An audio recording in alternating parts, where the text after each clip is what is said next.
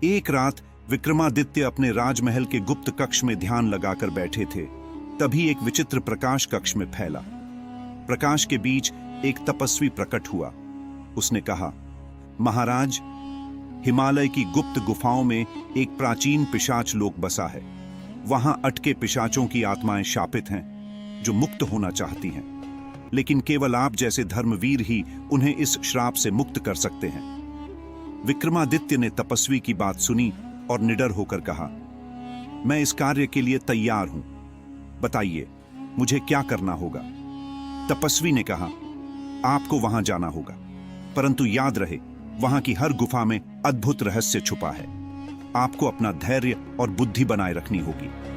अगली रात विक्रमादित्य ने अपने अस्त्र शस्त्र लिए और हिमालय की ओर चल पड़े। घने जंगल और दुर्गम पहाड़ियों को पार करने के बाद वह अंततः उस गुफा में पहुंचे।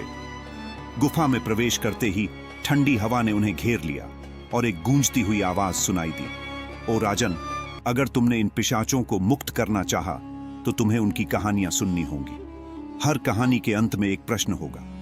यदि तुमने उत्तर देने में भूल की तो तुम भी इस श्राप के भागी बनोगे। पहले कक्ष में विक्रमादित्य का सामना एक पिशाच से हुआ, जिसने अपनी कहानी सुनाई। मैं एक समर्पित सेनापति था, जिसने अपने राजा के लिए प्राण दांव पर लगाए, लेकिन जब मैंने उसकी रक्षा के लिए धोखे से दुश्मन का वध किया तो राजा ने मुझे विश्वासघाती कहकर दंडित किया। मुझे शाप मिला कि मैं तब तक मुक्त नहीं हो सकता जब तक कोई मेरी कहानी का न्याय न करे। अब बताओ, क्या मेरा कृत्य सही था? विक्रमादित्य ने गहन विचार के बाद उत्तर दिया, तुम्हारा कृत्य सही था, क्योंकि राजा की रक्षा के लिए तुम्हारा हर कार्य धर्म का पालन था। राजा ने तुम्हारे साथ अन्याय किया।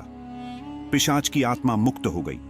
दूसरे कक्ष में एक और पिशाच ने कहा, मैं एक साधारण किसान था, जिसने अपनी प्रेमिका के लिए अपनी सारी संपत्ति दांव पर लगाई, परंतु उसने मुझे धोखा दिया और मेरी संपत्ति छीन ली। क्रोध में मैंने उसे मार डाला। अब बताओ, क्या मेरा कर्म न्याय संगत था? विक्रमादित्य ने कहा, तुम्हारा क्रोध स्वाभाविक था, परंतु हत्या का अधिकार तुम्हें नहीं था। तुम्हारा कर्म अधर्म था। यह सुनकर पिशाच विलीन हो गया। जब विक्रमादित्य अंतिम कक्ष में पहुंचे तो वहां वही तपस्वी खड़ा था जिसने उन्हें यहां भेजा था। तपस्वी मुस्कुराया और कहा, महाराज, मैं ही अंतिम पिशाच हूं। यह सब एक परीक्षा थी। मैं देखना चाहता था कि क्या तुम में न्याय और धैर्य का संतुलन है। तुमने हर प्रश्न का उत्तर सत्य और धर्म के अनुसार दिया। अब मैं अपने शाप से मुक्त हो सकता हूं। तपस्वी ने विक्रमादित्य को आशीर्वाद दिया और अंतर्ध्यान हो गया। विक्रमादित्य जब गुफा से बाहर निकले तो वहां का अंधकार छंट चुका था। शापित गुफाएं अब शांत और प्रकाशमान थीं। यह घटना न केवल उनकी बुद्धिमत्ता की विजय थी, बल्कि यह भी सिद्ध करती थी कि सत्य और धर्म का मार्ग किसी भी शापित अंधकार को मिटा सकता है। इस कथा को युगों तक गाया गया और विक्रमादित्य का नाम न्याय और पराक्रम का प्रतीक बन गया।